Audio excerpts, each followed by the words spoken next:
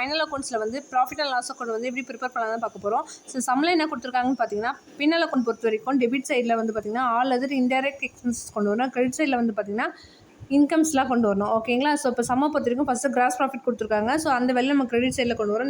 Next வந்து பார்த்தீங்கன்னா garage and sales நம்ம டெபிட் பண்ணுறோம். தென் ஆஃபீஸ் ரெண்ட் டெபிட் பண்ணுறோம். ஜென்ரல் எக்ஸ்பென்சஸ் டெபிட்டில் கொண்டு வரோம். டிஸ்கவுண்ட் டு கஸ்டமர்ஸ் 360 டெபிட் பண்ணுறோம். இன்ட்ரெஸ்ட் ஃப்ரம் பேங்க்ன்றதுனால 200 கிரெடிட்டில் கொண்டு வரோம். தென் ட்ராவலிங் எக்ஸ்பென்சஸ் 700 டெபிட் பண்ணுறோம். சேலரிஸ் வந்து பார்த்தீங்கன்னா 900 டெபிட் பண்ணுறோம். கமிஷன் 300 டெபிட்டில் கொண்டு வரோம். ரிப்பேர்ஸ் வந்து பார்த்தீங்கன்னா வீட்டில் 500 கொண்டு வரும். டெலிஃபோன் எக்ஸ்பென்சஸ் 520 டெபிட் பண்ணுறோம். இன்ட்ரெஸ்ட் வந்து 480 டெபிட் பண்ணுறோம். தென் ஃபயர் இன்சூரன்ஸ் ப்ரீமியம் வந்து 900 டெபிட் பண்ணுறோம்.